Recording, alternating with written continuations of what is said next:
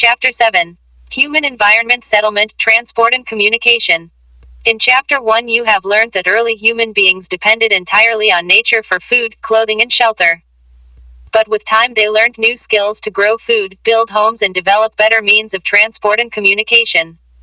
In this way they modified the environment where they lived. Settlements are places where people build their homes. Early human beings lived on trees and in caves. When they started to grow crops it became necessary to have a permanent home. The settlements grew near the river valleys as water was available and land was fertile. With the development of trade, commerce and manufacturing, human settlements became larger. Settlement flourished and civilizations developed near river valleys. Do you recall the names of civilization that grew along the banks of rivers Indus, Tigris, Nile and Wang He? Do you know? The place where a building or a settlement develops is called its site. The natural conditions for selection of an ideal site are 1. Favorable availability of water. 3. Suitable land. 4. Fertile soil. Settlements can be permanent or temporary. Settlements which are occupied for a short time are called temporary settlements. The people living in hot and cold deserts and mountains often dwell in such temporary settlements. They practice hunting, gathering, shifting cultivation and transhumance. However, more and more settlements today are permanent settlements. In these settlements, people build homes to live in. Fig. 7. 1. Human settlement. Glossary. Transhumance. It is a seasonal movement of people. People who rear animals move in search of new pastures according to changes in seasons. It was Mary's birthday party. She and her friends were waiting for Gurpreet to arrive so that Mary could cut the cake. At last Gurpreet arrived tired, coughing and wheezing. She explained that the traffic jam was terrible. Mary's mother Mrs. Thomas patted Gurpreet's back and sighed, "Oof. The pollution in our city." Prasad had recently come from his village. He asked, "Why do we have such traffic jams and such pollution in the cities?" The number of vehicles is increasing day by day due to the growing population in the cities, Mary's father, Mr. Thomas replied. Mary asked, "Then why are people coming to the cities?" Her mother replied, "They come looking for jobs, better education and medical facilities." Mary further inquired, "If so many people keep coming to cities, where will all the people live?" Mr.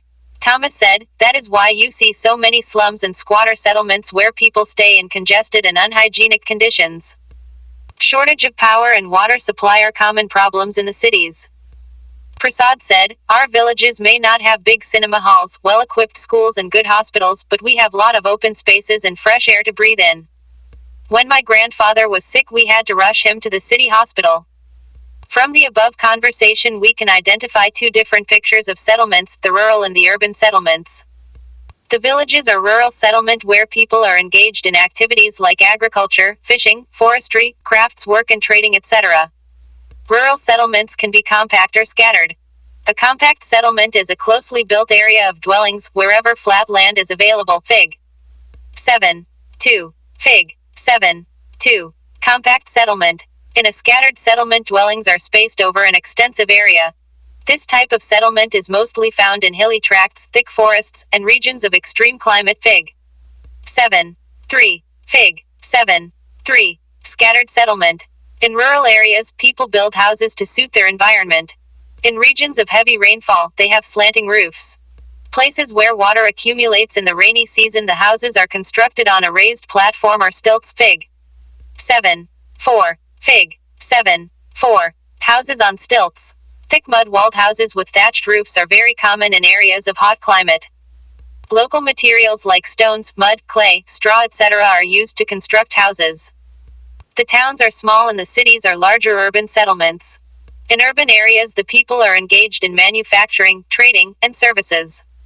Name some of the villages, towns and cities of your state. Where do you find dwellings made of ice? Who makes them and what are they called? Transport. Transport is the means by which people and goods move. In the early days it took a great deal of time to travel long distances. People had to walk and used animals to carry their goods. Invention of the wheel made transport easier. With the passage of time different means of transport developed, but even today people use animals for transport. Fig. 7. 5. Fig. 7. 5. Horse cart is a mode of transportation. In our country donkeys, mules, bullocks and camels are common. In the Andes Mountains of South America, llamas are used, as are yaks in Tibet. The early traders from other countries used to take several months to reach India.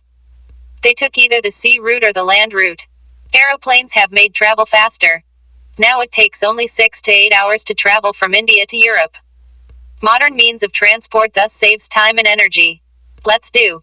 List the different modes of transport used by the students of your class while coming to school. The 4 major means of transport are roadways, railways, waterways, and airways.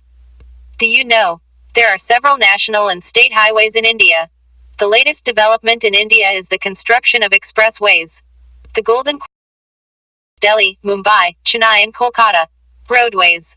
The most commonly used means of transport, especially for short distances, are roads. They can be metalled puka and unmetalled kacha fig. 7. 6 and 7. 7. The plains have a dense network of roads. Roads have also been built in terrains like deserts, forests, and even high mountains. Manali Leh Highway in the Himalayan mountains is one of the highest roadways in the world. Roads built underground are called subways, underpaths. Flyovers are built over raised structures. Fig. 7. 6. Metalled road. Fig. 7. 7. Unmetalled road. Do you know? The train from Zinning to Lhasa runs at an altitude of 4,000 meters above sea level and the highest point is 5,072 meters. Railways. The railways carry heavy goods and people quickly and cheaply. The invention of the steam engine and the Industrial Revolution helped in speedy development of rail transport. Diesel and electric engines have largely replaced the steam engines. In places, super fast trains have been introduced to make the journey faster. The railway network is well developed over the plain areas. Advanced technological skills have enabled laying of railway lines in difficult mountain terrains also. But these are much. Indian railway network is well developed. It is the largest in Asia. Do you know? The Trans-Siberian Railway is the longest railway system connecting St. Petersburg in western Russia to Vladivostok on the Pacific coast. Trans-Siberian Railway. Waterways. You have already learned that since early days waterways were used for transportation. Waterways are the cheapest for carrying heavy and bulky goods over. They are mainly of 2 types, inland waterways and sea routes. Navigable rivers and lakes are used as inland waterways. Some of the important inland waterways are the Ganga-Brahmaputra River system, the Great Lakes in North America, and the River Nile in Africa. Sea routes and oceanic routes are mostly used for transporting merchandise and goods from one country to another. These routes are connected with the ports. Some of the important ports of the world are Singapore and Mumbai in Asia, New York, Los Angeles in North America, Rio de Janeiro in South America, Durban and Cape Town in Africa, Sydney in Australia, London and Rotterdam in Europe. Fig. 7. 11. Can you name some more ports of the world? Fig. 7. 8. Inland waterways. Airways. This is the fastest way of transport developed in the early 20th century. It is also the most expensive due to high cost of fuels. Air traffic is adversely affected by bad weather like fog and storms. It is the only mode of transport to reach the most remote and distant areas, especially where there are no roads and railways. Helicopters are extremely useful in most inaccessible areas and in time of calamities for rescuing people and distributing food, water, clothes and medicines. Fig. 7. 9. Some of the important airports are Delhi, Mumbai, New York, London, Paris, Frankfurt and Cairo. Fig. 7. 11. Fig. 7. 9. A helicopter. Let's do. Find out the names of some newspapers and TV news channels in English, Hindi and a regional language. Communication. Communication is the process of conveying messages to others. With the development of technology, humans have devised new and fast modes of communication. The Fig. 7. 10 explains the evolution of the communication system. The advancement in the field of communication has brought about an information revolution in the world. Different modes of communication are used to provide information, to educate as well as to entertain. Through newspapers, radio and television we can communicate with a large number of people. They are therefore called mass media. The satellites have made communication even faster.